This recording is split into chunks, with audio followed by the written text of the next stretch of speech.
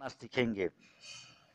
आज के इस वीडियो में हम संस्कृत में अनुवाद करना सीखेंगे कि कैसे हिंदी से संस्कृत में अनुवाद किया जाता है। संस्कृत अनुवाद को करने के लिए हमें सबसे पहले संस्कृत व्याकरण की जानकारी होनी चाहिए। सबसे पहले संस्कृत में लकारों की जानकारी होनी चाहिए। लकार किसे कहते हैं? काल यानी टेंस को संस्कृत में लकार कहते हैं। जिस प्रकार काल को अंग्रेजी में टेंस कहते हैं, हिंदी में काल कहते हैं, उसी प्रकार काल को ही हम संस्कृत में लकार कहते हैं। अंग्रेजी और हिंदी में 3 काल होते हैं, परंतु संस्कृत में मुख्यतः 5 लकार होते हैं।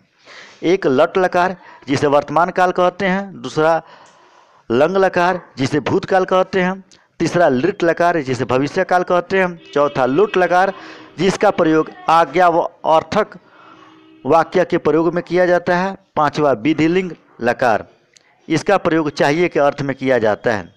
सबसे पहले संस्कृत अनुवाद करने के लिए पुरुष के आधार पर प्रथम पुरुष, मध्यम पुरुष और उत्तम पुरुष के एक वचन, द्विवचन और बहुवचन के रूप को ध्यान में रखना पड़ता है। जैसा कि हम इस टेबल में देख रहे हैं कि कैसे प्रथम पुरुष में एक वचन में स का प्रयोग पुल्लिंग के लिए होता है, सा का प्रयोग स्त्रीलिंग के लिए, तत् का प्रयोग नपुंसक लिंग के लिए किया जाता है।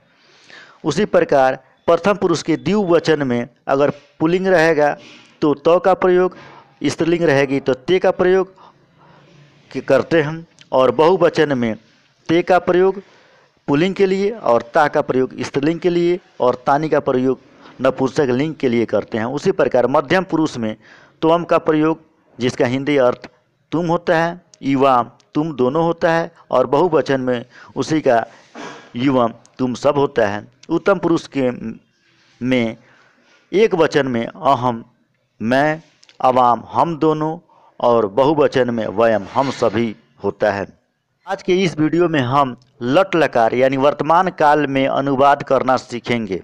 आज के इस वीडियो में हम लट लकार यानी वर्तमान काल में अनुवाद करना सीखेंगे। लट लकार की पहचान क्या है? यानी जिस धातु यानी क्रिया के अंत में ता ते ती हो उसका अनुवाद हम लट लकार के आधार पे करते हैं। लट लकार यानी वर्तमान काल में अनुवाद करते समय हम धातु के अंत में दिए गए टेबल के अनुसार हम प्रथम पुरुष के एक वचन में ती, द्विवचन में त और बहुवचन में अंति का प्रयोग करेंगे। उसी प्रकार मध्यम पुरुष के एक वचन में धातु के अंत में सी ऐड करेंगे।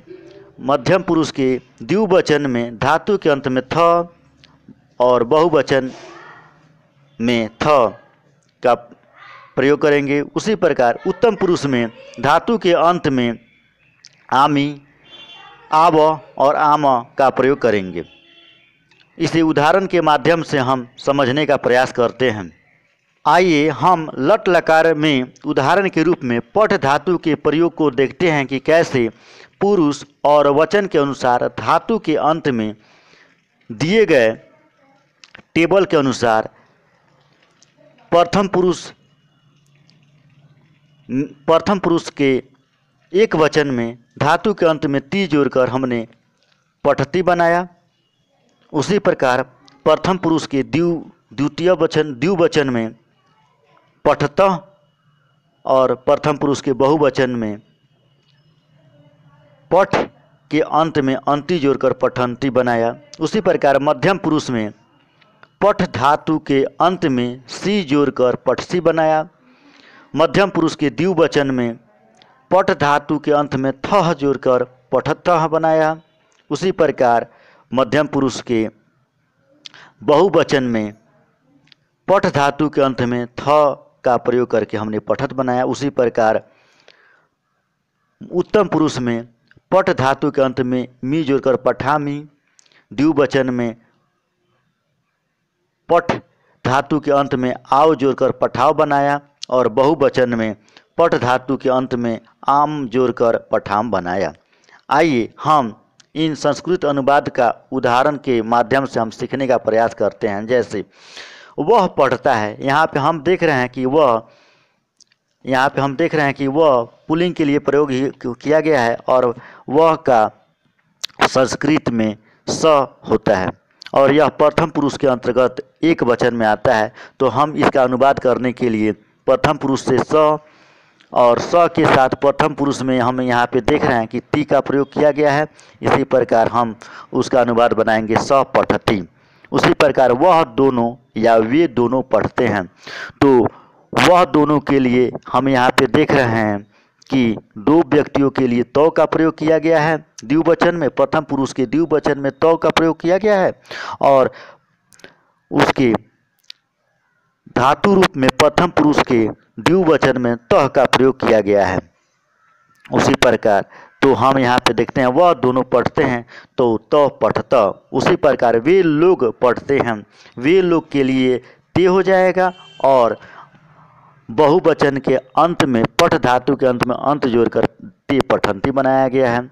उसी प्रकार तुम पढ़ते हो, तुम हम जैसा कि हम देख रहे हैं तुम यह मध्यम पुरुष के अंतर्गत आता है और त्वम से तुम होता है। तो तुम पढ़ते हो त्वम, और यहाँ पे मध्यम पुरुष में हम देख रहे हैं कि यहाँ पे सी का प्रयोग, मध्यम पुरुष के एक वचन में सी धातु के अंत में सी जोड़कर हम पठसी बनाएंगे। उसी प्रकार तुम पढ़ते हो त्वम पठसी। उसी प्रकार तुम दोनों पढ़ते हो, तुम दोनों का युवाम होगा और मध्यम पुरुष के द्विवचन में धातु के अंत में थ जोड़ के इसके अंत में हम थ का मध्यम पुरुष के थ का प्रयोग करके युवाम पठत बनाया है। उसी प्रकार तुम सब पढ़ते हो, तुम सब का युवम और मध्यम पुरुष के बहुवचन में धातु के अंत में थ जोड़कर पठत बनाया गया है, युवम पठत। उसी प्रकार मैं पढ़ता हूँ, मैं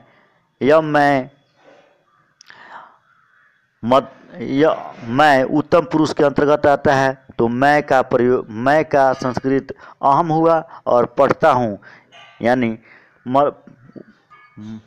जैसे मैं पढ़ता हूँ तो मैं का अहम और उत्तम पुरुष के एक वचन में धातु के अंत में आमी जोड़कर पठामी बनाया गया है। तो मैं पढ़ता हूँ अहम पठामी, हम दोनों पढ़ते हैं, हम दोनों का आवाम हुआ और हम दोनों पढ़ते हैं, हम दोनों का आवाम हुआ और यह हम दोनों उत्तम पुरुष के अंतर्गत द्विवचन के अंतर्गत धातु के अंत में वो आवश जोड़कर हमने पठाव बनाया है। हम दोनों पढ़ते हैं आवाम पठाव। उसी प्रकार हम सभी पढ़ते हैं, हम सभी मध्यम पुरुष के हम सभी पढ़ते हैं यह हम सभी उत्तम पुरुष के बहुवचन में आता है और हम सभी का संस्कृत अनुवाद वयम होता है और हम सभी के साथ धातु के अंत में आमा जोड़ के पठाम बनाया गया है। इसी प्रकार हम सभी पढ़ते हैं अवम पठामा। इस प्रकार आज के हम लट लकार के प्रयोग के बारे में हमने जानने, सीखने, समझने का प्रयास किया है।